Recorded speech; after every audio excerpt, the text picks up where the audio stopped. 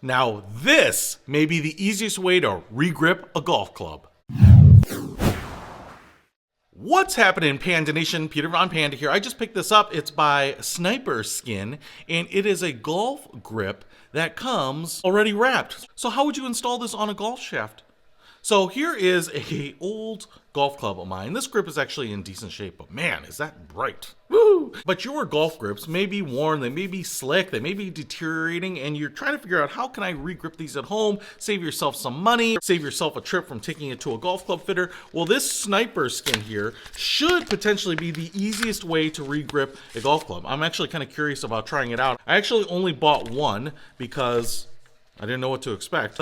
Okay, we get more stuff in the package than I was expecting. First of all, you get this little placement ring. It's a little rubber ring. You also get 3 strips of this foam-like material. It's very light. It's only about 1 millimeter thick. You get 3 pieces here, and you're actually going to wrap your old grip with this first. And then you get the new grip skin right here, and I got it in this kind of neon yellow here. You can actually get them in some different colors, but as you can see here, oh, we actually have some holes right in there. I don't know if that's for where the water would drain out or just to kind of help it get grippy, but as you can see, it's basically like a tube. And so the first thing we are going to do here is you're going to take this little ring and apparently put this on the edge. So I've got it on there. It can take a little bit of doing to get that on there, but you just kind of manhandle it on. And this is actually going to stay on there. It's actually going to work as a little bit of an anchor as that grip is basically shrink wrapped around this. Now you're going to take these strips, and they have an adhesive backing, and then you are going to lay them on your existing grip here. Now what I will show you is that it looks like it's a little shorter than the original grip, but I think this is to give it a little bit of body as well as something to kind of mold to. Now I also noticed that one of these is really tapered, so I think you're going to use the 2 kind of squarish ones first to fill this out as much as possible to kind of get your wrap up on there, and then you're going to use this last one just like this to kind of fill in that extra space, and hopefully because it is tapered right there, it will make a great fit. Now the last thing we're going to do is we're going to open this up, and what I will say is that the TM by the logo is going to be pointed down. So it looks like, at least on this design here, where I have the holes, that's going to be up by your hands. This little checkerboard pattern is going to be closest to your hands, and you're just going to slide this over your grip. Now I will say that the little ring on the end is making it pretty tight, so I think it gets a little bigger up here. So once you clear that ring, it should kind of slide down there pretty easily. Now, I will also say you probably want it lined up with the bottom of the grip because you can trim the excess off here. And I will say that I probably have about 1 inch of excess right there. So I'm just going to line it up with the bottom right there. And then what we will do is, if you have a heat gun, one of those industrial heat guns, you can use that. But I don't. So what we're going to do here is we're going to boil water. So I'm just going to boil water. And then if you are doing this in a sink, one of the things that you're going to want to do is make sure that this is down and you're pouring the hot water on the grip down into the sink so that you don't pour any hot water that's going to travel down the shaft onto your hands and burn you. So if you do that wrong, you can't blame me. All right, so let's get some water boiled up and see if we can get this grip to shrink.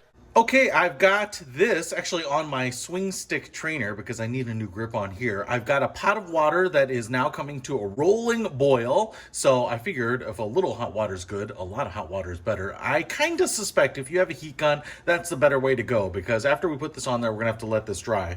Now I am just going to go ahead and put the grip down here so that I can pour the water on there without burning myself. Turn on a little cold water.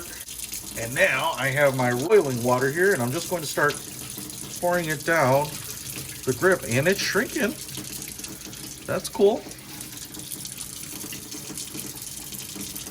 Kind of feel like these tight areas need a lot of the hot water to really shrink up. Gonna roll it over here, see how we're doing on this side. But man, looks like it's pretty tight on there. I kind of wonder if you had a really big pot of this on one of those outdoor propane cookers, and you could just stick the shafts with these grips in there so that you don't have to pour water out over them. You just stick them in there and let the hot water do its thing.